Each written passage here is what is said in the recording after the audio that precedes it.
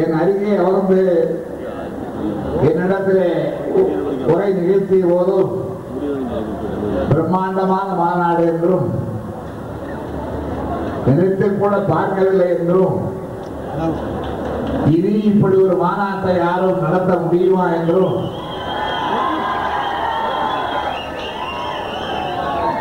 ஆச்சரிய குறிகளை தமிழ விட்டார்கள். அந்த வியப்புக்கு காரணமாக தஞ்சை நகரத்தையே அலங்கரித்து தஞ்சை நகரத்தை அலங்கரித்தால் போதாதென்று நம்முடைய ரங்கநாதன் அவர்கள் குறிப்பிட்டதை போல திருச்சியிலே இருந்து தஞ்சை வரையில், குடந்தையிலிருந்து தஞ்சை வரையில், ஆரூரிலிருந்து தஞ்சை வரையில், பட்டுக்கோட்டையிலிருந்து தஞ்சை வரையில் இந்த வட்டாரம் முழுமையும் தஞ்சை நகரம்தானோ என்று எண்ணுகின்ற வகையில் இந்த மாநாட்டை பெரும் மழைக்கு பிறகும் கூட மாநாடு நடைபெறுமா என்கின்ற வினா எழுந்த பிறகும் கூட நடைபெறும், நடத்தி காட்டுகிறோம் என்று நடத்தி காட்டியிருக்கின்ற வரவேற்பு குழு தலைவருக்கும் வரவேற்பு குழுவில் இருக்கின்ற எல்லா உறுப்பினர்களுக்கும் வரவேற்பு குழுவில் இருக்கின்ற செயலாளர்களுக்கும் என்னுடைய தலைநாழ்ந்த வணக்கத்தை தெரிவித்துக் கொள்ள விரும்புகின்றேன். நான் ஒன்றை சொல்லவிட்டால் நம்முடைய மாவட்ட கழக செயலாளர்களோ அல்லது மாநாட்டை நடத்துபவர்களோ வருத்தப்பட மாட்டார்கள். குடும்பத்திலே மூத்தவன் சொல்லுங்கள் என்று எடுத்துக் கொள்வார்கள். ஒரு 2 வாரத்துக்கு முன்பு முரசொலியிடம் எழுதிய கடிதத்தில் இந்த மாநாடு எவ்வளவு சிறப்புற ஏற்பாடு நடைபெறுகிறது என்று எழுதியிருந்தேன். எல்லா சுவர்களிலும் விளம்பரங்கள், அண்ணாந்து பார்த்தால் வானம் தெரியாத அளவிற்கு கழக கொடிகள், தோரணங்கள் இப்படி எங்கெங்கும் கட்டப்பட்டிருக்கின்றன என்று எழுதிவிட்டு இதையெல்லாம் என்னுடைய மகன் அழகிரியும் என்னுடைய மகள் செல்வியும் மதுரையிலிருந்து திருவாரூருக்கு செல்லும் வழிகளை கண்டதாகவும் அதை பற்றி பெருமையாக எனக்கு தொலைபேசி வாயிலாக சொன்னதாகவும், என்னிடத்திலே சொல்லி பயனில்லை, உன் மாமன் கோசி மணி இடத்திலே சொல்லம்மா என்று நான் சொல்லி சொன்னதாக எழுதியிருந்தேன். ஆனால் அது ஒரு கற்பனை. அழகிரியும் செல்வியும் மதுரையிலிருந்து திருவாரூருக்கு செல்வது உண்மை. இப்படியெல்லாம் எழுச்சிமிக்க அழகான அலங்காரங்கள் செய்யப்பட்டிருக்கின்றன என்று சொன்னதாக நான் சொன்னது பொய், பச்சை பொய். அவர்கள் எனக்கு சொன்னது நாங்கள் திருச்சியில் இருந்து ஏன் புதுக்கோட்டையில் இருந்து கூட பார்த்துக் கொண்டே வந்தோம் திருவாரூர் என்று அவர்கள் எனக்கு சொன்னார்கள். அப்போதான் கோபமாக சொன்னேன், அதை கோசி மணியிடத்திலே சொல்லுங்கள் என்று. ஒரு நாள் பொறுத்து கோசி மணியிடம் வந்து எனக்கு தகவல் வந்தது. அவர்கள் அப்படித்தான் சொல்லியிருப்பார்கள், நீங்கள் வந்து பாருங்கள் என்று சொன்னார். புரிந்து கொண்டிருப்பீர்களே, நான் நம்பவில்லை.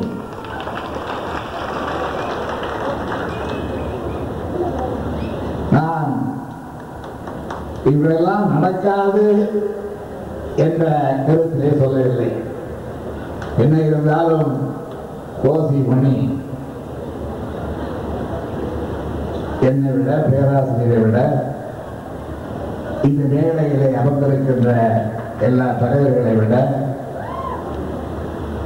இந்த கழகத்தினுடைய பல்வேறு மாவட்ட செயலாளர்களை விட, தஞ்சையினுடைய மாவட்ட செயலாளர் என்ற முறையில் மழையை பற்றி என்னை விட நன்றாக இருந்திருக்கக்கூடியவர். அதனால்தான் முன்கூட்டியே அந்த அலங்காரத்தை செய்திருந்தால் இடையிலே வந்த மழையில் அதெல்லாம் என்ன ஆகியிருக்கும் என்று எதிர்பார்த்து மழை வந்து நாம் மீண்டும் பந்தலை போட்ட பிறகு இவைகளை எல்லாம் செய்து கொள்ளலாம் என்று அதையும் காப்பாற்றிய காரணத்தினால்தான் இன்றைக்கு நானே எதிர்பாராத அளவுக்கு ஒரு பெரு நிதியை இந்த மாநாட்டினுடைய நிச்ச தொகையாக தலைமை கழகத்திற்கு வழங்கியிருக்கிறார். இதை நான் அது எவ்வளவு நிதி என்பதை சஸ்பென்ஸாக வைத்திருப்பதாக நீங்கள் கருதக்கூடாது. மேடையிலே உள்ளவர்கள் தெரிந்து கொண்டாரே, எட்டி எட்டி பார்த்தார் தம்பி வைகோ ஆளை. பேராசிரியர் அதையெல்லாம் அவ்வளவாக்கவே பார்க்க மாட்டார். அதை பெற்றால் கவலைப்படுவது இல்லையா என்று சொல்லக்கூடியவர் அவர். மாநாட்டு தலைவர் துரைமுருகனும் அவரும் கேட்கிறார்.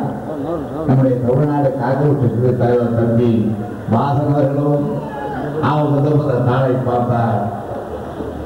இந்த மாநாட்டின் மூலமாக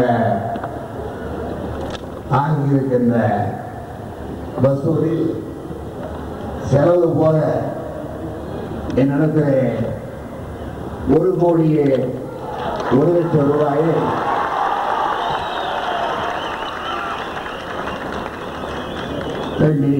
கோசி மணி அவர்களும் மாநாட்டினுடைய செயலாளர்கள் பழனி மாணிக்கம், ரகுபதி மற்றும் இந்த மாநாட்டினுடைய நிதிக்குழு தலைவர் சட்டப்பேரவை உறுப்பினர் வேதுல்லா அவர்களும் இந்த வரவேற்பு குழுவின் சார்பாக இங்கே வழங்கி இருக்கின்றார்கள். இவ்வளவு பெரும் நிதி அண்மையிலே நடைபெற்ற நம்முடைய மாவட்ட கழக மாநாடுகளிலோ வேறு நிகழ்ச்சிகளிலோ வழங்கப்பட்டதில்லை. பொதுவாக எப்பொழுதுமே கோசி மணி அவர்கள் எந்த நிதி கேட்டாலும் பஞ்சப்பாட்டு தான் பாடுவார். ஆனால் கடைசியாக எதிர்பார்ப்பதற்கு மேல் தேர்தல் நிதியாக இருந்தாலும் சரி, கழக வளர்ச்சி நிதியாக இருந்தாலும் சரி, அல்லது முரசூலை பத்திரிகை நிதியாக இருந்தாலும் சரி, எந்த நிதியாக இருந்தாலும் சரி, எதிர்பார்ப்பதற்கு மேல்தான் பெறுவார். அதை போல இன்றைக்கும் 1 கோடி ரூபாய், 1,00,00,000 ரூபாயை தலைமை கழகத்திற்கு நிதியாக தந்திருக்கின்றார். நிதி வழங்கிய அனைவருக்கும் இந்த மாநாட்டிற்கு நுழைவு கட்டணம், நன்கொடை கட்டணம் செலுத்தி வருகை தந்துள்ள நம்முடைய கழக உடன்பிறப்புகள் அனைவருக்கும் என்னுடைய நன்றியை தெரிவித்துக் கொள்ள விரும்புகின்றேன். இந்த மாநாட்டில் நம்முடைய நல்லகண்ணவர்கள் இங்கே உரையாற்றும் பொழுது குறிப்பிட்டதை போல் முக்கியமாக தீர்மானங்கள் இடம்பெற்றுள்ளன. நான் முதலில் சொன்னேன், நேற்றைய தினம் நம்முடைய பேராசிரியர் ஆற்றிய உரை தமிழ் இனத்தின் எழுச்சிக்கு ஒரு முரசமாக இருந்தது என்று சொன்னேன். அந்த முரசமும் சங்கமும் ஒதுக்கிற நேரத்தில் இங்கே தம்பி வைகோவினுடைய பேச்சு சோழ சாம்ராஜ்யத்தை,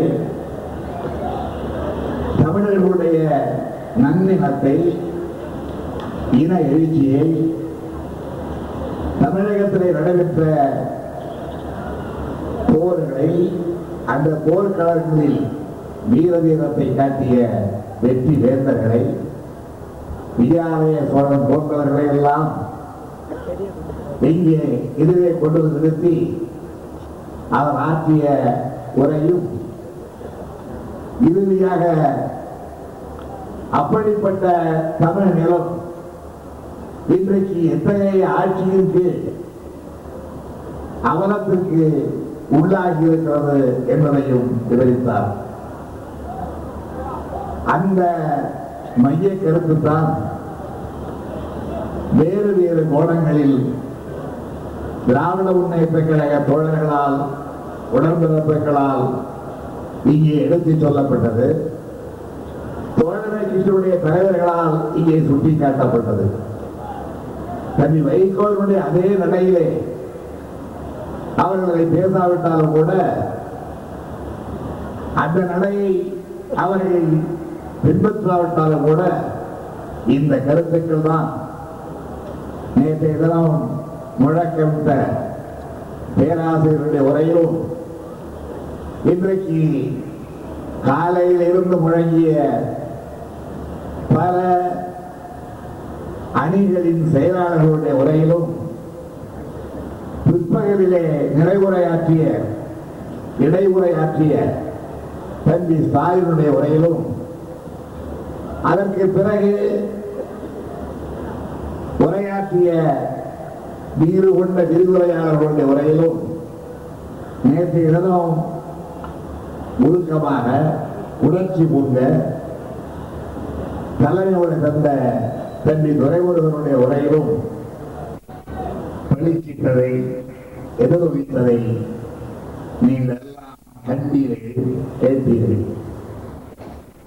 2 நாள் மாநாடு தர இருக்கின்ற பலன் என்ன பயன் தர வேண்டும் என்பதுதான் மிக முக்கியம். அதைத்தான் இந்த மாநாட்டிலே நிறைவேற்றப்பட்ட 40க்கு மேற்பட்ட தீர்மானங்களை சுட்டிக்காட்டிக் கொண்டிருக்கின்றன. இதிலே மிக முக்கியமாக சில தீர்மானங்கள் இந்த மண்டலத்துக்கு உட்பட்ட பகுதிகளுக்கு உரிய தேவைகளை எடுத்து காட்டுகின்ற தீர்மானங்கள், ஏற்பட்ட பாதிப்புகளுக்கு நிவாரணம் தேடுகின்ற தீர்மானங்கள், இந்த மண்டலத்தில் வாழுகின்ற உழவர்களுக்கு அவர்களுடைய வாழ்க்கை நகர்த்துவதற்காக தேவை தர வேண்டிய நன்மைகளுக்காக நிறைவேற்றப்பட்டுள்ள தீர்மானங்கள்.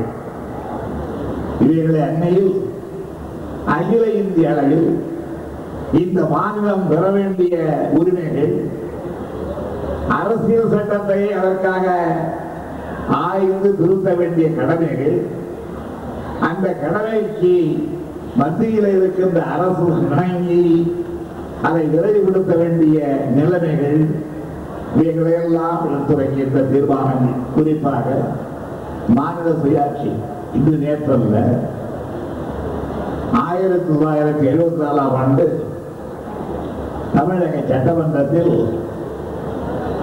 இந்த தீர்மானத்தினுடைய அடிப்படையாகத்தான் மாநில சுயாட்சி தீர்மானத்தை நான் முன்மொழிந்து அந்த தீர்மானம் நிறைவேற்றப்பட்டு எல்லா கட்சிகளும், அன்றைக்கு அதிமுக கட்சியை தவிர மற்ற கட்சிகள் எல்லாம் ஏற்றுக்கொண்டு அந்த தீர்மானம் அப்பொழுது பிரதமராக இருந்த இந்திரா காந்தி அம்மையார் அவர்களுக்கு அனுப்ப பெற்று, அந்த தீர்மானத்தை ஒட்டி அதற்கு முன்பு திராவிட முன்னேற்ற கழக ஆட்சியில் அமைக்கப்பட்ட ராஜமன்னார் குழுவினுடைய பெருந்துரையும் இணைத்து அனுப்பப்பட்டு இந்திரா காந்தி அம்மையார் அவர்கள் அதை படித்து பார்த்துவிட்டு எனக்கு எழுதிய பதிலில், இது பெரிய விஷயம், ஆனால் அகில இந்திய அளவிலே ஆராயப்பட வேண்டிய ஒன்று, இது குறித்து எல்லா முதலமைச்சர்களுடைய கவனத்திற்கும்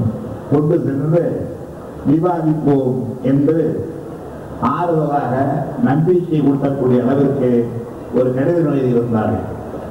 அதற்கு பிறகு தொடர்ந்து நம்முடைய மாநாடுகளில், பொதுக்குழுக்களில், செயற்குழுக்களில் மாநில சுயாட்சி தீர்மானம் நிறைவேற்றப்பட்டு மத்திய அரசினுடைய கவனத்திற்கு கொண்டு செல்லப்பட்டு வருகிறது. அந்த தீர்மானம் தான் முதல் தீர்மானமாக நேற்றைய தினம் இந்த மாநாட்டிலே நிறைவேற்றப்பட்டிருக்கிறது. மத்திய ஆட்சி மொழியாக தமிழும் இடம்பெற வேண்டும், தமிழ் மாத்திரம் இடம்பெற வேண்டும் என்று நாம் கேட்கவில்லை. இந்தியாவிலே பல மாநில ஆட்சி மொழிகள் இருக்கின்றன. அந்த மாநில ஆட்சி மொழிகள் எல்லாம் மத்தியிலே ஆட்சி மொழியாக இடம்பெற்று எல்லா மாநில மக்களுக்கும் ஏற்றத்தாழ்வு இல்லாமல் இந்திய ஆட்சி மொழியாக மத்திய ஆட்சி மொழியாக வழங்க வேண்டும். ஒவ்வொரு மொழிக்கும் அதற்குரிய வாய்ப்பு வசதி வளம் இல்லையே என்று வாதிடுவார்களேயானால் எல்லா வளமும் பொருந்திய இலக்கிய வளம் பொருந்திய கலை வளம் பொருந்திய தொன்மை என்கின்ற இலக்கணத்திற்கு உட்பட்ட எங்கள் தமிழ் மொழியாவது முதலிலே மத்திய ஆட்சி மொழியாக ஆக்குங்கள், தொடர்ந்து மற்ற மொழிகளை மத்திய ஆட்சி மொழியாக ஆக்கலாம் என்கின்ற அந்த கருத்தை வெளியிட்டு நிறைவேற்றப்பட்டுள்ள தீர்மானம் தான் மத்திய ஆட்சி மொழியாக தமிழ் வர வேண்டும் என்ற தீர்மானம். இன்னொன்று, இங்கே நம்முடைய வி.கே. மணி அவர்கள் குறிப்பிட்டார்களே, தமிழக பயிற்று மொழியாக தமிழ் கட்டாயம் இருக்க வேண்டும் என்று. இந்த தீர்மானம் கொஞ்சம் விளக்கமாகவே நிறைவேற்றப்பட்டிருக்கிறது. மழலையர் பள்ளி உட்பட உயர்கல்வி வரையில் தமிழ் மொழியை பயிற்று மொழியாக செயல்படுத்த திமுக ஆட்சியில் 1999 ஆண்டு நீதியரசர் மோகன் அவருடைய தலைமையில் ஒரு குழு அமைக்கப்பட்டது. அந்த குழுவில் தமிழறிஞர்கள் வாசே குழந்தைசாமி, தமிழ் அண்ணல், சா. முத்துக்குமரன், புலவர் இளங்குமரன் ஆகியோர் உறுப்பினராக இருந்த அந்த குழுவில் 99 ஆண்டு ஜூன் 21 பரிந்துரைகள் வழங்கப்பட்டு அந்த பரிந்துரைகளுடைய அடிப்படையில் 19/11/99 அன்று அந்த பரிந்துரைகள் மீது அரசு ஆணை 324 எண் கொண்ட அரசு ஆணை பள்ளி கல்வித்துறை சார்பிலே வெளியிடப்பட்டது. அந்த ஆணையின் முக்கிய பகுதி, இன்றைக்கு ஏதோ திராவிட முன்னேற்ற கழக ஆட்சியில் தமிழ் பயிற்று மொழியை கவனிக்காமலே விட்டுவிட்டோம் என்று எங்கள் மீது குறை சொல்கிறார்களே, அவர்களுடைய கவனத்திற்காக, அவர்களுடைய தவறான பிரச்சாரத்திற்கு விளக்கமளிக்கின்ற வகையில், பதிலளிக்கின்ற வகையிலே நான் சொல்ல விரும்புகின்றேன். 19/11/99 ஆண்டிலேயே அரசு ஆணை 324 எண்ணின்படி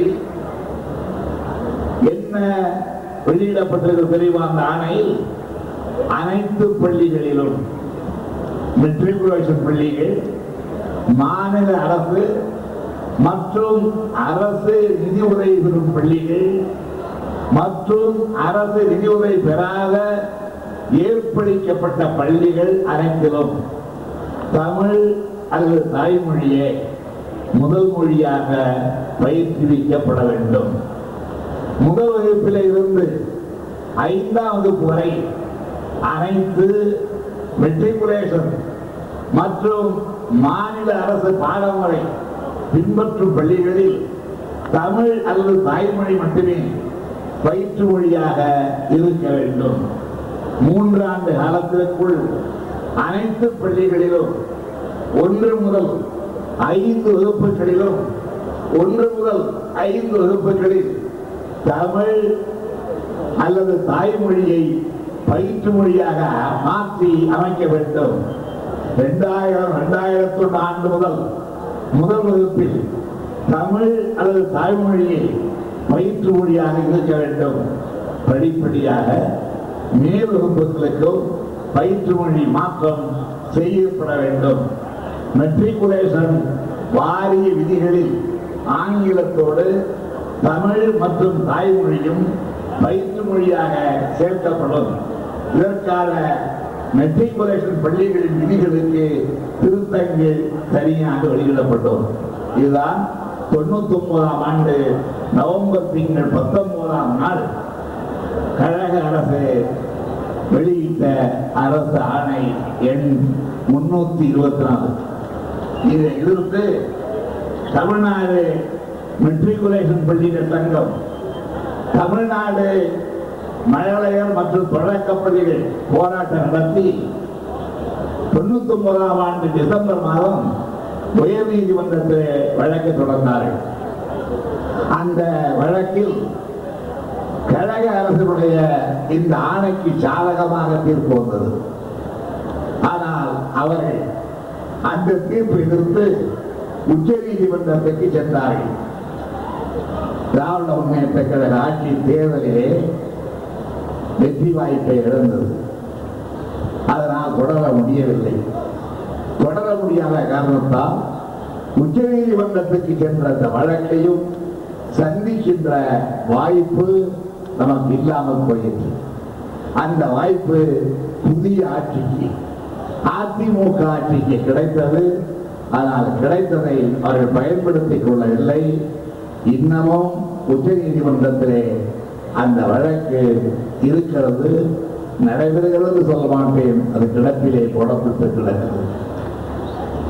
திராவிட முன்னேற்ற கழக ஆட்சி தொடர்ந்திருக்கிறேனால் இன்றைக்கு தமிழ் பயிற்று வழியாக ஆதரிக்கிறவர்கள், போராடுகிறவர்கள் அன்றைக்கு உணர்ந்து திராவிட முன்னேற்ற கழகத்தை ஆதரித்திருப்பார்களே. ஆனால் இன்றைய தினம் இப்படி கோரிக்கை வைக்க வேண்டிய அவசியமில்லை. உச்ச நீதிமன்றத்தினுடைய தீர்ப்புக்காக காத்திருக்க வேண்டிய அவசியம் இல்லை. நாங்கள் சொல்லுகின்ற காரணத்தால் தமிழ் பயிற்று மொழியை ஏதோ காரணம் சொல்லி கைவிட்டு விடுகிறோம் என்று யாரும் தவறாக கருதக்கூடாது. என்னுடைய அருமை நண்பர் மணி உட்பட சொல்லுகின்றேன். ஆனால் இதிலே சில கருத்து வேறுபாடுகள் இன்னமும் இருக்கணும். நம்முடைய மணி அவர்களுடைய கருத்து ஆங்கிலம் அறவே கூடாது, தமிழே இருக்க வேண்டும் என்பது. அப்படி இல்லை என்று அவர் சொல்லுகிறார். ஆங்கிலமும் படிக்கலாம் என்று சொல்லுகிறார். நான் மகிழ்ச்சி அடைகிறேன். நான் தவறாக கருதி கொண்டிருந்தேன். ஆங்கிலமும் அறவே வேண்டாம் என்று சொல்லுகிறார்கள் போதும் என்று கருதி கொண்டிருந்தேன். ஆங்கிலம் தமிழ் இரண்டும் இருக்கலாம். இதைத்தான் அண்ணா சொன்னார். ஆங்கிலம் தமிழ், ஆங்கிலம் உலக அறிவை பெற, உலக தொடர்புக்கு ஆங்கிலம், தொடர்புக்கு ஆங்கிலம், நமக்கு தாய்மொழி தமிழ். அந்த தாய்மொழி தமிழை வளர்க்க, அதனுடைய செல்வாக்கை பெருக்க, அதனுடைய கையிலே ஆட்சி செங்கோலை வழங்க திராவிட முன்னேற்ற கழகமும் சரி, திராவிட முன்னேற்ற கழகத்தோடு இன்றைக்கு கூட்டணி சேர்ந்துள்ள எல்லா கட்சிகளும் சரி தயாராகத்தான் இருக்கிறோம் என்பதை நான் தெரிவித்துக் கொள்ள விரும்புகின்றேன். இருக்கின்ற சிக்கலே இது கடந்த காலத்திலே உயர் நீதிமன்றத்தில் இருந்து மேல்முறையீட்டுக்காக உச்ச நீதிமன்றத்திற்கு சென்றிருப்பதுதான். உச்ச நீதிமன்றத்திலே இந்த வழக்கை இன்றைக்கு இருக்கின்ற ஆட்சி விரைவுபடுத்தாத காரணம்தான். அவர்களே விரைவுபடுத்த போகிறார். தமிழுக்கு வந்த கேள்வி பற்றி அவர்களுக்கு என்ன கவலை? ஆகவே அவர்கள் விரைவுபடுத்த மாட்டார்கள். இதை விரைவுபடுத்தப்பட வேண்டும். தமிழுக்கு உரிய தகுதி கிடைக்க வேண்டும் என்று விரும்பினால் அதற்கு உரிய ஆட்சியை தமிழக சட்டமன்றத்திலே கொண்டு வந்து நீங்கள் உட்கார வைப்பீர்களே. ஆனால் அந்த ஆட்சி வந்தால்தான் தமிழ் ஆட்சி வரும் என்பதை நான் உங்களுக்கு தெளிவுபடுத்த கடமைப்பட்டிருக்கிறேன். இதிலே இப்படிப்பட்ட பொதுவான தீர்மானங்கள் 110வது எண்ணின்படி தமிழக சட்டமன்றத்திலே முதலமைச்சர் ஒவ்வொரு நாளும் வைக்கின்ற அறிக்கைகள், அந்த அறிக்கைகள் எல்லாம் உள்ளபடியே மக்களுக்கு சலுகைகள், உரிமைகள் அளிக்க வேண்டுவதற்காக வைக்கப்பட்ட அறிக்கைகள் அல்ல. அப்படிப்பட்ட அறிக்கைகளாக இருந்தால் இந்த வரிசையில் அமர்ந்திருக்கிற இவ்வளவு தலைவர்களும், அந்த தலைவர்களுக்கு கீழே உள்ள அவ்வளவு கட்சிகளுடைய உறுப்பினர்களும், அவர்கள் கட்சிகளுடைய கிளைகளும் அமைப்புகளும் போர்க்குழி உயர்த்தி சட்டமன்றத்திலே வாதாடி உண்ணாவிரதம் இருந்து ஊர்வலங்கள் நடத்தி கண்டன பொதுக்கூட்டங்கள் நடத்தி தீர்மானங்கள் போட்டு வேண்டி வேண்டி கேட்ட போதெல்லாம் வழங்கப்படாத பதில்கள் 40 பரிபூரணல்லவா வழங்கப்படுகிறது என்பதை தயவு செய்து எண்ணி பார்க்க வேண்டும். அரசு ஊழியர்களுடைய சம்பளமானாலும் அவர்களுக்கு முழு போனஸ் இல்லாவிட்டாலும் பாதி போனஸால் தரப்படும் என்று பரிந்துரையானாலும் இவைகளெல்லாம் எப்பொழுது ஒரு பெரிய தோல்வி சந்தித்த பிறகு இது எதை காட்டுகிறது? நம்முடைய நல்ல எண்ணங்களை குறிப்பிட்டதை போல் அவைகள் அத்தனைய அறிவிப்புகள் தான். எதுவும் நடைமுறையில இல்லை, நடைமுறைக்கு வராது. அறிவிப்புகளை எல்லாம் சலுகைகளை மீண்டும் தரப்போகிறேன் என்பது அறிவிப்புகள் தான். அதற்கு ஒரு உதாரணம் சொல்ல வேண்டுமே, ஆனால் இவ்வளவு சலுகைகளை வழங்குகிறீர்களே, எவ்வளவு செலவாகும், நிதி நிலை இடம் தருமா? நீங்கள் திமுக கழகத்தை மாத்திரம் அன்றைக்கு குறை சொன்னீர்களே, இருப்பதையெல்லாம் அள்ளி விட்டு விட்டார்கள், கஜானா காலி என்று சொல்லுகிறேன், இப்பொழுது நீங்கள் அப்படித்தானே அள்ளி விடுகிறீர்கள் என்று கேட்டபோது தன்னையும் மறந்து அம்மையார் அவர்கள் சொன்னார்கள், இந்த அறிவிப்புகளால் அரசாங்கத்திற்கு ஒன்றும் நிதி செலவு இல்லை. எப்படி? என்ன காரணம் தெரியுமா? விவசாய தொழிலாளிகளுக்கு, நாற்று நடுபவர்களுக்கு, ஏர் விழுபவர்களுக்கு, பரம்பு அடிப்பவர்களுக்கு, களத்திலே நெல்லை காயப்படுபவர்களுக்கு, மூட்டை கட்டுகின்றவர்களுக்கு, கொண்டு வந்து வீட்டிலே சேர்ப்பவர்களுக்கு அல்லது வியாபார ஸ்தலத்திலே சேர்ப்பவர்களுக்கு தரப்படுகின்ற கூலி ஆண்களுக்கு உயர்த்தப்படும், அதே அளவு பெண்களுக்கு உயர்த்தப்படும் என்பது உயர்த்தி அந்த அரசாங்கம் கொடுக்கின்ற பணம் அல்லது. நான் ஒரு மராசுதார் என்றால் என்னிடத்தில் வேலை பார்க்கின்ற அந்த தொழிலாளர்களுக்கு நான் தர வேண்டும் என்று எனக்கு ஆணை கொடுக்கிறது அரசாங்கம். இவ்வளவு ரூபாய் கொடு, ஆண் நடவு செய்கின்றவர் ஆணாக இருந்தால் இவ்வளவு ரூபாய், பெண்ணாக இருந்தால் இவ்வளவு ரூபாய் என்று கொடுக்கின்ற எனக்கு கட்டளை. நான் மராசுதார், அப்படி எண்ணிக்கொள்ளாதீர்கள். உதாரணத்துக்கு சொல்லுகிறேன், மராசுதார் பெண்ணாதார் ஒரு 100 பேரை வைத்து பண்ணையை வேலை செய்கிறேன், வேலை பார்க்கிறேன், விவசாயம் செய்கிறேன். நான் அரசாங்கத்தினுடைய கட்டளைப்படி இவ்வளவு ரூபாய் தர வேண்டும், இவ்வளவு கூலி என்று அது நிர்ணயிக்கிறது. கொடுப்பதும் கொடுக்காத என்னுடைய இஷ்டம். அது என்ன ஆகும் தெரியுமா? நடைமுறையில் வேலையே இல்லாமல் ஒரு விவசாயி ஒரு ஊரில் கஷ்டப்பட்டுக் கொண்டிருக்கும் பொழுது, ஐயா வேலை கொடுங்கள் என்று கேட்கும் பொழுது, நனவு நடுகிறாயா, உழவுக்கு வருகிறாயா என்று ஒரு 10 பேரை அழைத்துக் கொண்டு வா என்று கேட்டால் எவ்வளவு கூலி தருவீர்கள் என்று அவர் கேட்கும் பொழுது, என் இஷ்டத்துக்கு ஒரு கூலியை சொல்லுவேன்.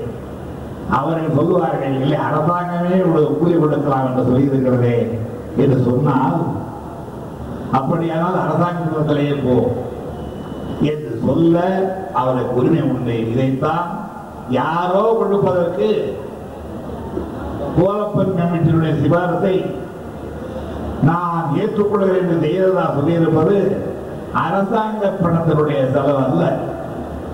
யாரோ ராஜதார் கொடுப்பதற்கு, அதுவும் அந்த ஆணையை அந்த ராஜதார் நிறைவேற்றாவிட்டால் அவருக்கு என்ன தண்டனை,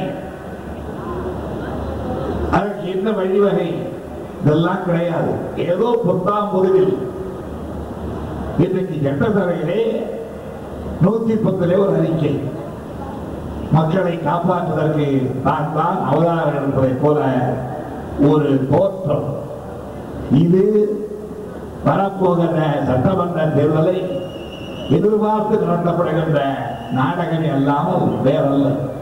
நான் கேட்கிறேன், அரசு ஊழியர்களுக்கு சம்பளம், அவர்களுக்கு சலுகை, வீரப்பனை பிடித்தவர்களுக்கு பதவி உயர்வு, பழக்க பரிசு, பணம் மூட்டை பரிசு இவ்வளவு தருகிறீர்களே, 10,000 பேர் பஞ்சை பணாதிகளாக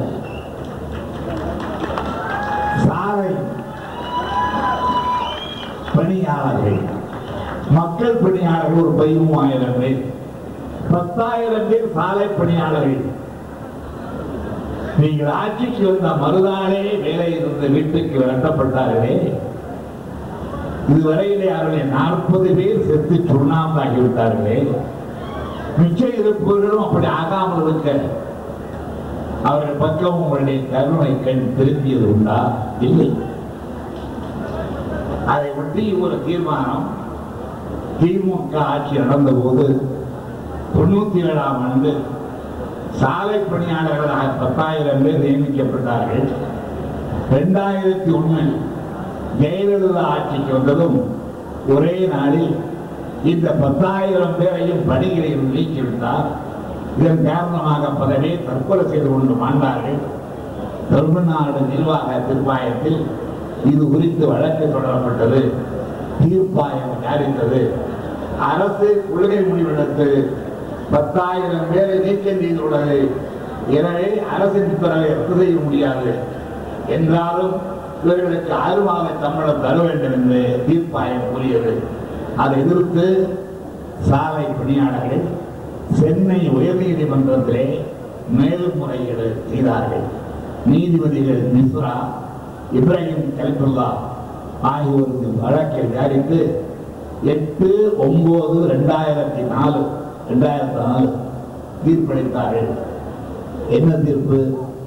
அரசு இப்படிப்பட்ட ஒரு கொள்கை முடிவெடுத்து சாலை பணியாளர்கள் 10,000 பேரை நீக்கியுள்ளது சட்டவிரோதமானது. அரசு உத்தரவு தொழில் தகராறு சட்டத்திற்கு முற்றிலும் எதிரானது. எனவே 10,000 பேரை ஒட்டுமொத்தமாக பணி நீக்கம் செய்த உத்தரவு செல்லாது.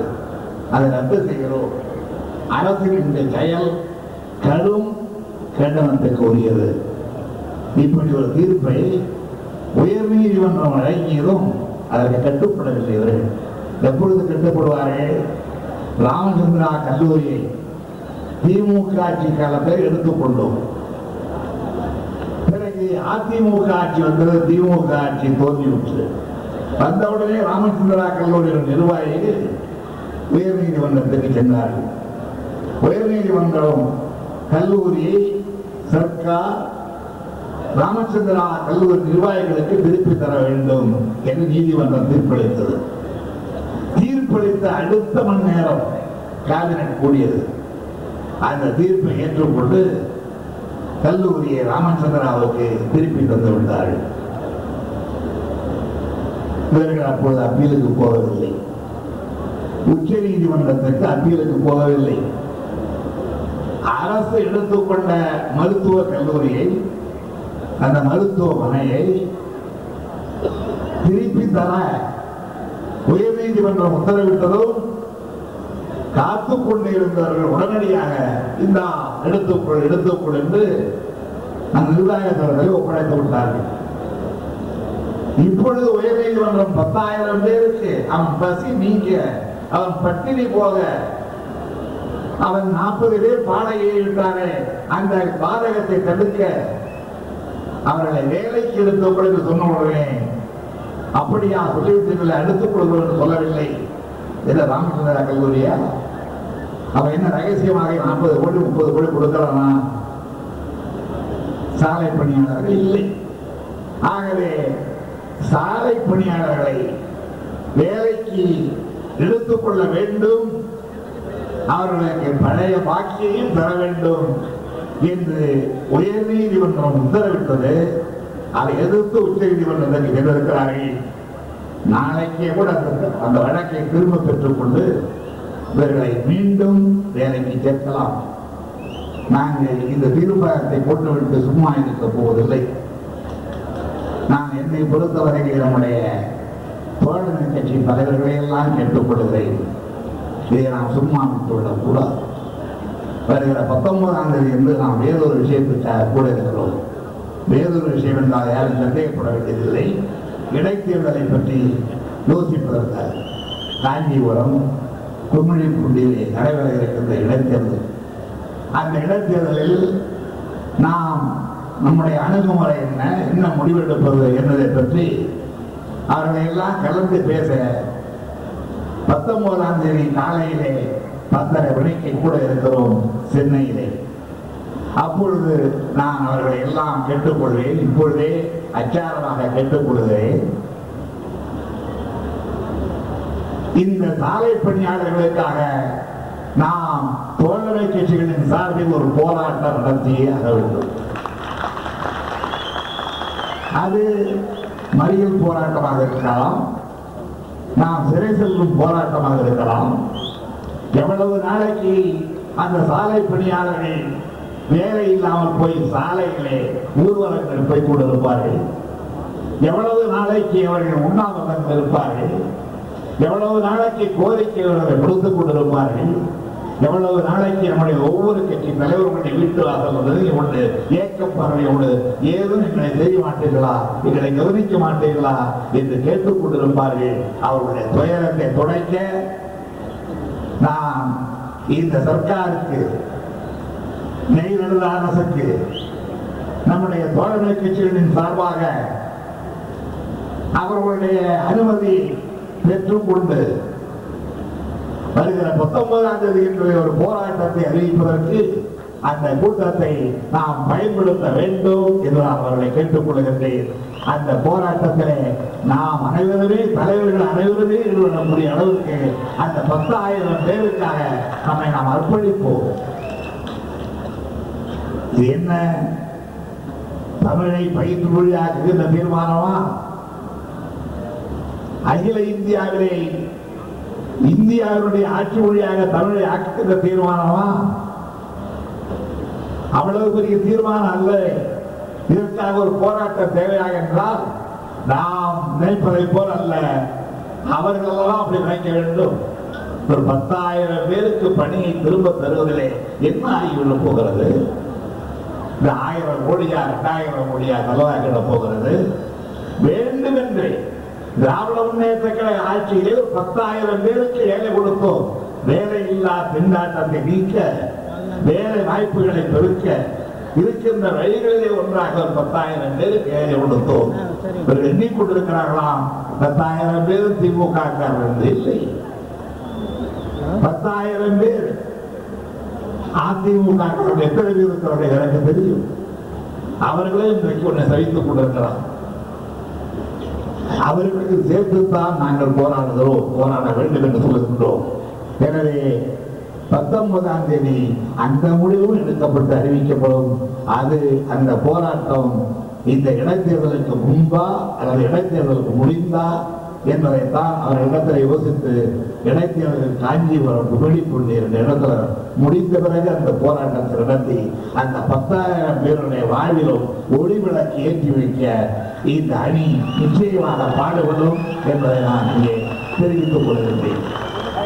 எனவே 2 முக்கியமான செய்திகள் சொல்லியாயிற்று. இடைத்தேர்தலில் எப்படி இந்த கூட்டணியுடைய அணுகுமுறை என்பதை பற்றி, இந்த தீர்மானங்களில் ஒன்றான 10,000 பேருடைய பசியை நீக்க, பட்டினியை நீக்க, சாவை தடுக்க என்ன முயற்சி மேற்கொள்ளப் போகிறோம், என்ன போராட்டம் நடத்தப் போகிறோம் என்பதை பற்றியும் நான் இந்த தீர்மானங்களுடைய அடிப்படையிலே உங்களுக்கு எடுத்துச் சொல்லியிருக்கின்றேன். மேலும் மேலும் நம்முடைய அணி மக்களுடைய பிரச்சனைகளை எந்த அளவுக்கு அணுகுகிறது, இந்த அணியிலே உள்ளவர்களில் சட்டமன்றத்தில் மதிமுக மறுமலர்ச்சி திராவிட முன்னேற்ற கழகத்தை தவிர மற்ற கட்சிகள் எல்லாம் சட்டமன்றத்தில் இடம்பெற்றிருக்கிறோம். அவர்கள் பாராளுமன்றத்தில் இடம்பெற்றிருக்கிறார்கள். சட்டமன்றத்தில் இடம்பெற்றிருக்கிற இந்த கட்சிகள் மக்கள் பிரச்சனைகளை அணுகுகிற நேரத்தில் எத்தகைய சங்கடங்களுக்கு, வெட்கக்கேடான விவகாரங்களுக்கு இந்த ஆட்சியாளர்களால் நாங்கள் உள்ளாக்கப்படுகிறோம், ஆளாக்கப்படுகிறோம் என்பதையெல்லாம் பத்திரிகை வாயிலாக, அவமானப்படுத்தப்படுகிற நம்முடைய உறுப்பினர்கள் வாயிலாக, அவர்கள் உள்ளே இந்த கருத்தை சொல்ல முடியாவிட்டாலும் வெளியே வந்து ஒலிபெருக்கியின் மூலமாக நம்மளுடைய ஆதங்கங்களை வெளிப்படுத்துகிறார்களே, அதை கேட்பதன் மூலமாக அதை சில தொலைக்காட்சிகளிலே நீங்கள் பார்ப்பதன் மூலமாக அறிந்து கொண்டிருக்கிறீர்கள். என்ன நடைபெறுகிறது? நான் ஒரே ஒரு உதாரணமாக சொல்ல விரும்புகிறேன். நம்முடைய வைகோ இங்கே பேசும்பொழுது சொன்னார், தாயே அம்மா இந்த புராணம் தான் அங்கே பாடப்படுகிறது. நான் ஒரு நாள் நம்முடைய தன்னை பொன்முடியிடத்திலே சொல்லி சட்டமன்றத்தினுடைய நடவடிக்கைகளை அங்கு தட்டை செய்து வைத்திருப்பார்கள். அதில் எனக்கு ஒரு தொகை வேண்டும், எடுத்து வா என்று சொல்லியிருந்தேன். எடுத்து வந்து கொடுத்தார். உணவு அமைச்சர் அவருடைய மானியத்தில் எல்லாரும் பேசுறவரை அவர் பேசுறார். என்ன பேசுவாரு? நாங்கெல்லாம் எனக்கு பெரிய அமைச்சர்கள் இருந்தாங்க. என்ன பேசுறாங்க? இதுவரையிலே 43 உறுப்பினர்கள் அல்லது 23 உறுப்பினர்கள் இந்த உணவு மானியத்தை தம்முடைய கருத்துக்களை எல்லாம் சொல்லியிருக்கிறார்கள். அதையெல்லாம் குறித்து வைத்துக் கொண்டிருக்கிறேன். அதை பற்றி விளக்கங்களை சொல்ல விரும்புகிறீர்கள்தான் என்னுடைய அமைச்சரவையில் இருந்த அமைச்சர்கள் பேசுவார்கள். அப்படித்தான் நடக்கும். இங்கே பதில் சொல்ல உணவு அமைச்சர் எழுதுகிறார். ஒரு பேரை சொல்ல எழுதுன உணவு அமைச்சர் யாரும் நீங்க கண்டுபிடிச்சிக்க சொல்றாங்க. எழுந்து சொல்லு, 1000 ஆண்டுகள் செய்த சவப்பையனே அம்மா,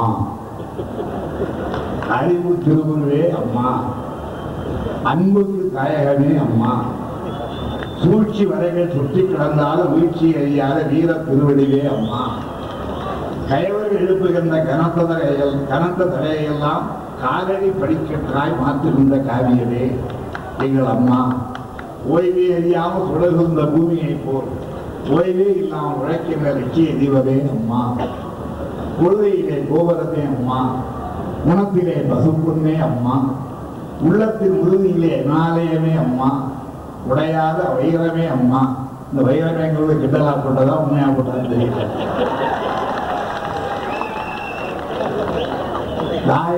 தாயே தமிழ் மகளே, தமிழ் குலத்தின் உயிர் தொடர்பே, அன்றாடம் காட்சிகளின் அச்சய பாத்திரமே அம்மா, அன்னையே எங்களை வழி நடத்த ஆசானே, இதய தெய்வத்தை இணையடி ஓட்டி என் முறையை தொடங்குகிறேன் தாயே அம்மா. அப்புறம் முறையை தொடங்குவார். இது ஒவ்வொரு நாளும் ஒவ்வொரு அமைச்சரும் செய்ய வேண்டிய கடமை. இப்படி பேசாவிட்டால் அவர் மறுநாள் அமைச்சர் இல்லை. இது போல ஒரு அமைச்சர் 91 95 வரலையும் அவங்க பேசுறதை கேட்டுக்கிட்டு, நான் 96 முதலமைச்சர் சொன்ன இப்படிதான் பேசணும் நினைச்சிட்டு சமயம் செல்வராஜன் ஒருத்தர், அவர் இது மாதிரி கருணை நிதியே அஞ்சிகத்தாயின் அருந்துவ புதவரைன்னு ஆரம்பிச்சார். நான் உடனே எதிர்த்து சபாநாயகர் பிடிஆர் பழனிவன் அவரை பார்த்து, சபாநாயகர் அவர்களே, இதெல்லாம் முறையற்றது, இது எங்கேயோ பார்த்து பேசுகிறார், ஒன்று நீங்கள் அதை நிறுத்துங்கள், இல்லாவிட்டால் நான் வெளியே சொல்கிறேன் என்று சொன்ன பிறகு அது நிறுத்தப்பட்டது. இது அமைப்புகளிலே இருக்கிறது. ஆனால் இது இவ்வளவும் சொல்லிட்டு தான் பேச்சு ஆரம்பிக்கிட்டு இருக்கிறது. இருக்க அமைச்சர் கேள்வி நேரத்தை கூட ஒரு சட்டமன்ற உறுப்பினர் பொன்னம்பரம் ஒருத்தர் அவர் பேர் அவர் கேட்கிறார், மாண்புமிகு பேரவைத் தலைவர் அவர்களே, தமிழகத்தின் புரட்சிகரமான திட்டங்களை செயல்படுத்தும் புதிய முனை தென்றலாய் வலம் வந்து கொண்டிருக்கும் ஜீவநதி மங்கையர்கரசி மாசில்லா மாணிக்கம் எங்கள் அன்னையை வணங்கி என்னுடைய வினாவை தொடங்குகிறேன். கேட்க வேண்டிய கேள்வி, ஏன் திருநெல்வேலியில் ஒரு பாலம் கட்டப்படுமா, தஞ்சாவூர்ல ஒரு வாய்க்கால் வெட்டப்படுமா, இதான் கேள்வியா இருக்கும். இதுக்கு இவ்வளவு கேட்டுதான் சொல்ல முடியும். தமிழகத்தில் புரட்சிகரமான திட்டங்களை செயல்படுத்தும் புதிய வகை தென்றலாய் வலம் வந்து கொண்டிருக்கும் ஜீவநதி மங்கையர்கரசி மாசில்லா மாணிக்கம் எங்கள் அன்னையை வணங்கி என்னுடைய வினாவை தொடங்குகிறேன். அவ்வளவு வினாக்கப்பர் என் ஊரில் வாய்க்கால் விட்டப்படுவான். உடனே ஒரு வினாவுக்கு அமைச்சர் விடையளிக்கிறார். எப்படி விடையளிக்கிறார்? கேரளத்தினுடைய சாதாரண தொண்டனாக இருந்த என்னை மாணவர்கள் இதய தெய்வம் அம்மா அவர்கள் பேரவையினுடைய ஜெயலலிதா பேரவையினுடைய மாவட்ட செயலாளராக ஆக்கி, திருச்செந்தூர் தொகுதி சட்டமன்ற உறுப்பினராக ஆக்கி, பின்பு மாவட்ட செயலாளராக ஆக்கி, மாண்புமிகு அம்மா அவர்களுடைய சீரிய தலைமையிலான அமைச்சரவையை ஒரு அமைச்சராக ஆக்கி, நான் நித்தம் வழிபடும் என்ற காவல் தெய்வம், மக்கள் போற்றுகின்ற மகத்தான தலைவியாக இருக்கின்ற மாண்புமிகு இதய தெய்வம் அம்மா அவர்கள் இருக்கும் திசை நோக்கி வணங்கி இந்த விடையை அளிக்கிறேன்.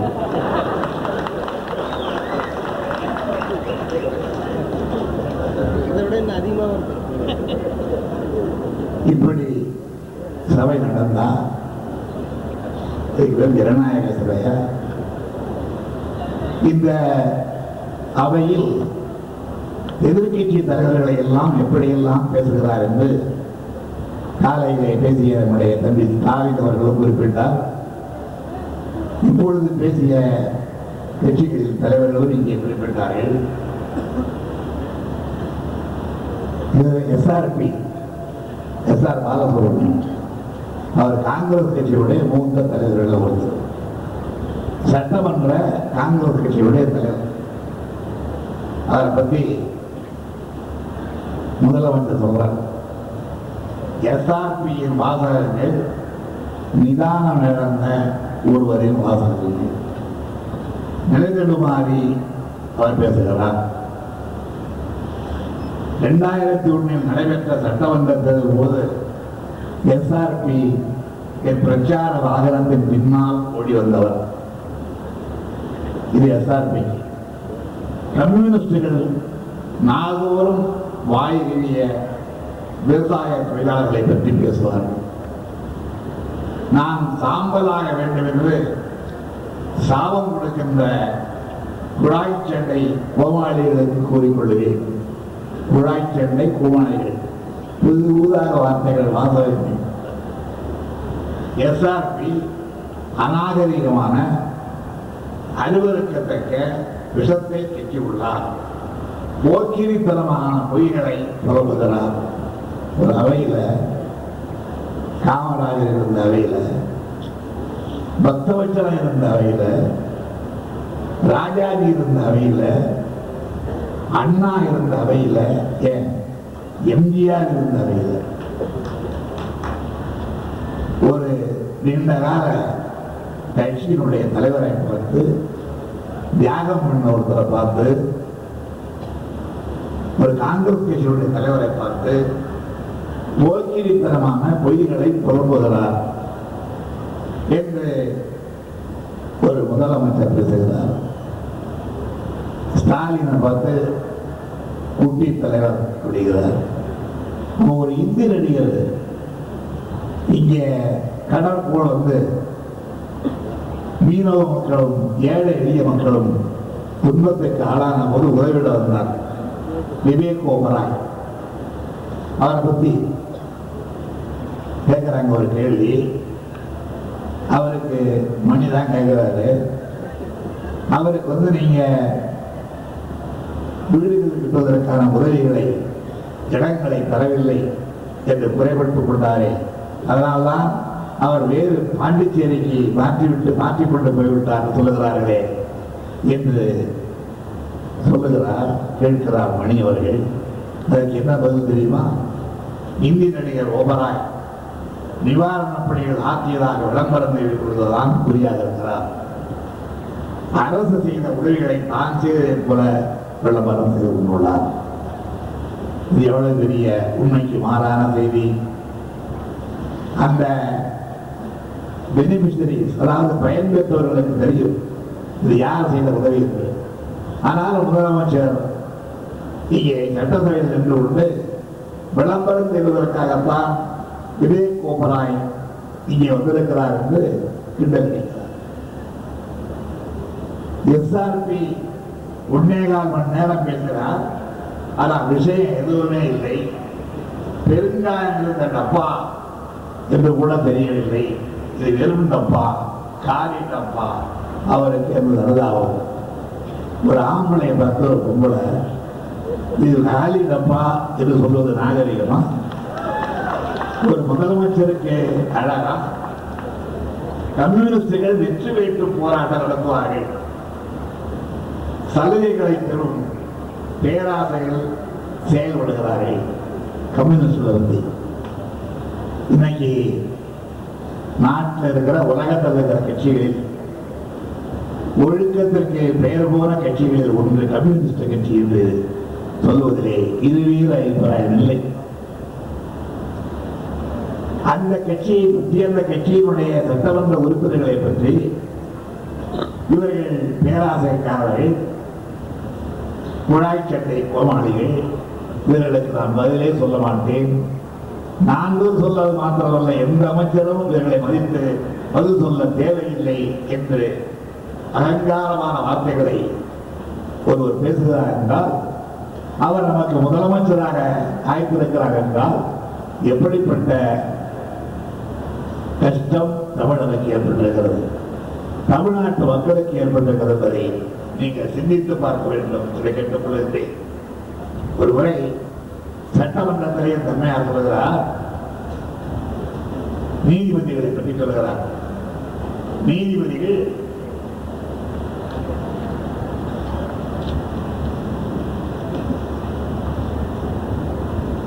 வாய்க்கு வந்ததை பேசுகிறார்கள்.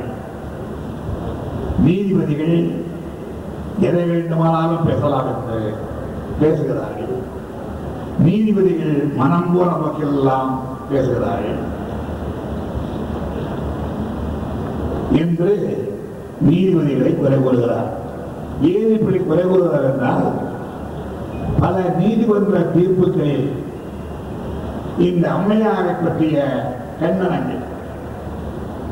அதனால்தான் இவர் நீதிபதிகளை பற்றி பேசியது சட்டமன்றத்திலே ஒன்று மாத்திரமல்ல, அதை நாளைக்கே கூட மறுத்து விடலாம். அவர் சபாநாயகரும் கூட ஆமா ஆமா அவருக்கு பேசவே இல்லை என்று சொல்லிவிடலாம்.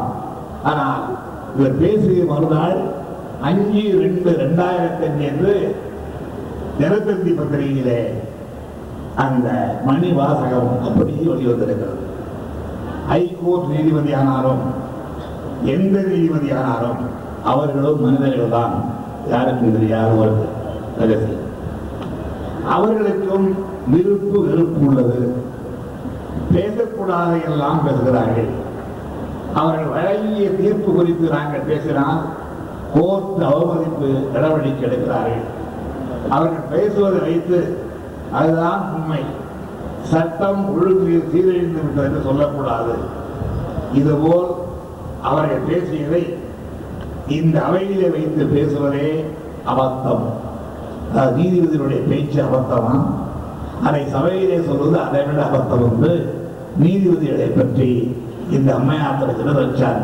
இவர்கள் நமக்கு முதலமைச்சராக இருக்கின்றார்கள். இதையும் நீங்கள் சிந்தித்து பார்க்க வேண்டும். இதற்கு இப்படிப்பட்ட கோபம் இந்த அம்மையாருக்கு கொண்டதற்கு காரணம், பல நீதிமன்றங்களில் இந்த அரசு கண்டிக்கப்பட்டிருக்கிறது. உதாரணமாக ஒன்றை சொல்லுகிறேன்.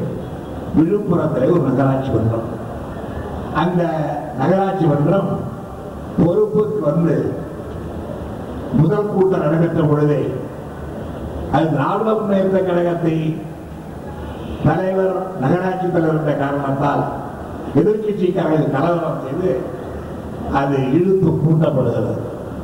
நகராட்சி மன்றமே இழுத்து கூட்டப்படுகிறது.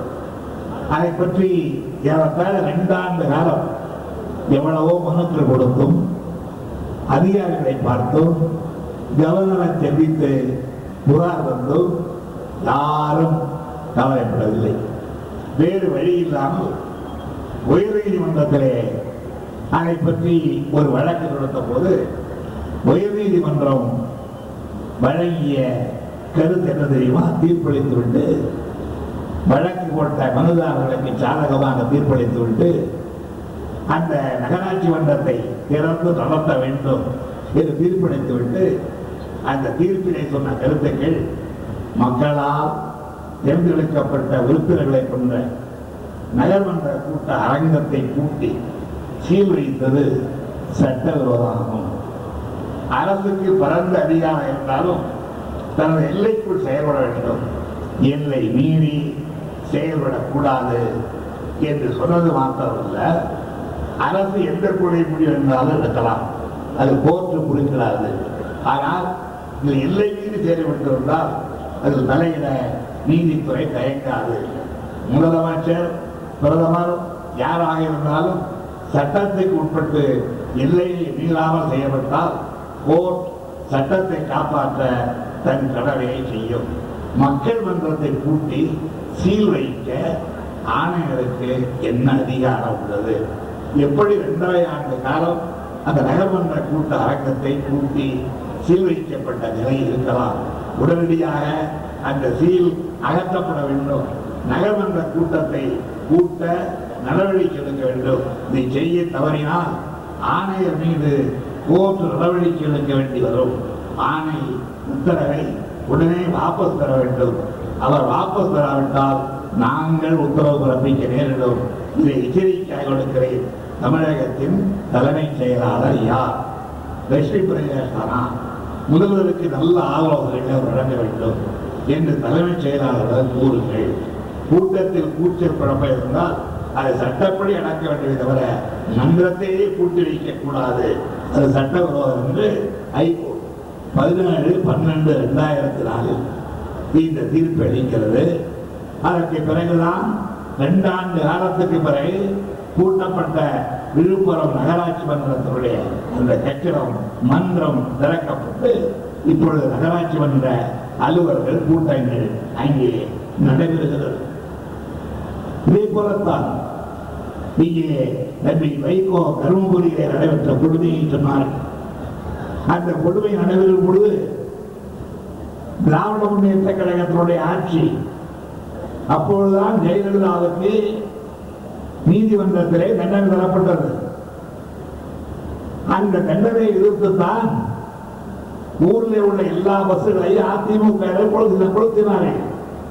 அப்படி கொளுத்திய பஸ்களிலே தான் 3 மாணவிகள் கோயம்புத்தூர் வேளாண்மை பல்கலைக்கழகத்தை சேர்ந்த மாணவிகள் தருமபுரி பக்கம் சுற்றுப்பயணம் சென்றிருந்தவரை உயிரோடு வைத்து அந்த பேருந்துகளிலே கொடுக்கப்பட்டார். திராவிட முன்னேற்ற கழக ஆட்சியிலே அதற்காக நடவடிக்கை எடுக்கப்பட்டு சில பேர் கைது செய்யப்பட்டார்கள். அப்படி கொளுத்தியவர்களே அதிமுகவை சேர்ந்தவர்கள் இருந்தார்கள். இங்கே வைகோ குறிப்பிட்டதை போல மேலிடத்திற்கு தூண்டிவிடப்பட்ட நடைபெற்ற கொடுமை அந்த கொடுமை. அப்படி தூண்டிவிட்டு நடைபெற்ற அந்த காரியத்தை வழக்காக நடத்தி கொடுத்த போதுதான் தேர்தல் வந்தது. தமிழ்நாட்டு மக்கள் தவறான தீர்ப்பை அளித்தார்கள். திராவிட முன்னேற்ற கழக ஆட்சி தொடர முடியவில்லை. உடனடியாக தருமபுரி வழக்கை திசை திருப்பி எல்லா சாட்சிகளும் மறுத்து அளித்தார்கள் என்று பத்திரிகையிலே செய்திகள் வந்து தீர்ப்பே பாதகமாக அதிமுக வெறியர்களுக்கு, குண்டர்களுக்கு, இரத்த காட்டேரிகளுக்கு சாதகமாக அமையும் என்ற ஒரு நிலை ஏற்பட்ட போதுதான் அதை எதிர்த்து அந்த மாணவிகளுடைய பெற்றோர்களே ஒருவர் கோகிலவாணி என்று கருதுகின்றேன். அந்த கோகிலவாணியுடைய தந்தை வழக்கு தொடர்ந்து அவர் உயர் நீதிமன்றத்திலே அந்த வழக்கு விசாரிக்கப்பட்டு அந்த நீதிபதி இதுவரையிலே இந்த வழக்கு விசாரிப்பதாக நடைபெற்ற காரியங்கள் அத்தனையும் தவறு, இது அநீதி, எனவே உண்மையிலே இது விசாரிக்கப்பட வேண்டுமையானால் இந்த வழக்கை சேலம் நீதிமன்றத்துக்கு மாற்றுகிறேன் என்று மாற்றி உத்தரவிட்டு அந்த வழக்கு அதே அதிமுகவிலிருந்து விடுவிக்கப்படுகிற சூழ்நிலையிலே திசை மாறி கொடுத்த வழக்கு இன்றைக்கு சேலம் நீதிமன்றத்தில் நடைபெற்றுக் கொண்டிருக்கிறது. இது கிட்டத்தட்ட 3 அல்லது 4 ஆண்டுகளாகிறது அந்த மாணவிகள் கொளுத்தி கொல்லப்பட்டது. ஏன் சொல்கிறேன் என்றால் எதற்கோ அவசர அவசரமாக இன்றைக்கு நீதி வழங்க துடிக்கின்ற தமிழகத்தினுடைய முதலமைச்சர் தருமபுரியிலே கொளுத்தி கொல்லப்பட்ட 3 மாணவிகளுக்காக இலக்கங்கள் என்ன காரணம்? அவர்களும் பெண்கள் என்பதாலா? பெண்கள் தானே கொடுக்கப்பட்டார்கள். இங்கே அதற்கே இலக்கம் சுரக்கவில்லை தமிழக மனதில். ஏழை மாற்றி தன்னுடைய கட்சிக்காரர்களை எப்படி காப்பாற்ற வேண்டும் என்று என்றால் அதற்கு நீதிபதி எழுதிய அந்த தீர்ப்பில் எவ்வளவு கடுமையான கண்டனத்தை இந்த ஆட்சியாளர்களை பற்றி நீதிபதி சொல்லியிருக்கிறார் தெரியுமா? நீதிபதி கனகராஜ் அளித்த தீர்ப்பில் முக்கிய பகுதி, வழக்கில் குற்றஞ்சாட்டப்பட்டவர்கள் ஆளுங்கட்சியை சேர்ந்தவர்கள் என்பதால் இவ்வழக்கை அனாதை குழந்தையை போல போலீஸ் அதிகாரிகள் நடத்தியுள்ளார்கள். போலீஸ் மீதான நம்பிக்கை நன்மதிப்பை குறைக்க வகையில் அவர்கள் நடந்துள்ளார்கள். இந்த இமாலய தவறுக்காக உள்துறை செயலாளர் மற்றும் சிபிசிஐடி கூடுதல் எஸ்பி ஆகியோரை இந்த நீதிமன்றம் கண்டிக்கிறது. அரசு தரப்பு சாட்சியங்களை கலைப்பதற்கு அனுமதி அளித்த குற்றத்துக்காக சிபிசிஐடி கூடுதல் எஸ்பி மீது அதன் ஐஜி ஒழுங்கு நடவடிக்கை எடுக்க வேண்டும். சட்டத்தின் வலிமையையும் கம்பீரத்தையும் நிலைநாட்டவும் இவ்வழக்கில் நியாயமான சுதந்திரமான விசாரணை நடைபெறவும் இவ்வழக்கு தருமபுரி மாவட்ட செஷன்ஸ் நீதிமன்றத்தில் இருந்து சேலம் மாவட்ட கூடுதல் செஷன்ஸ் நீதிமன்றத்துக்கு மாற்றப்படுகிறது.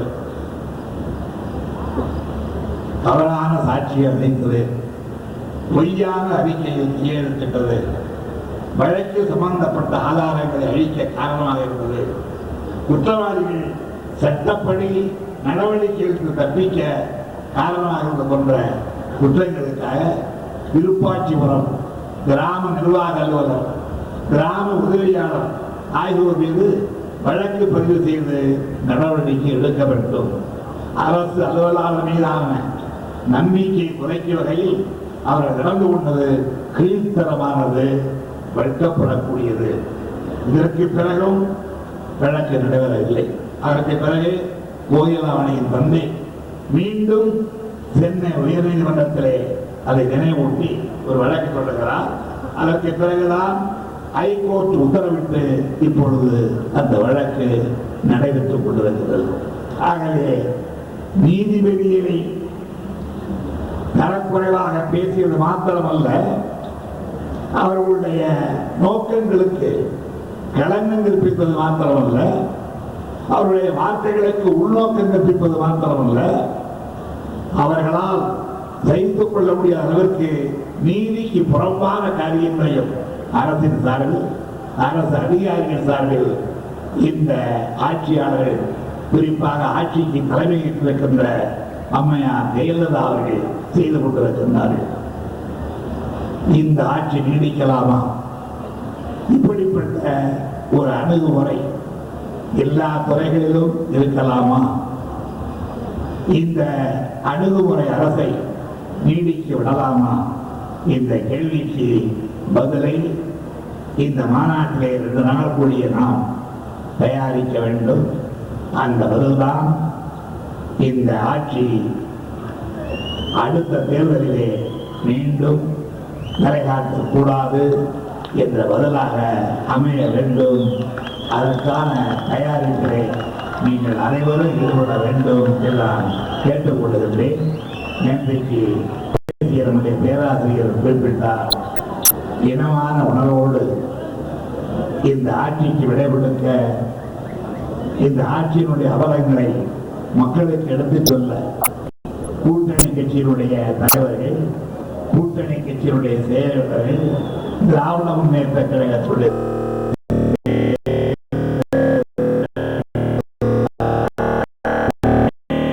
ஒன்றுபட்டு ஒற்றுமையோடு பிரச்சாரத்தில் ஈடுபட வேண்டும்.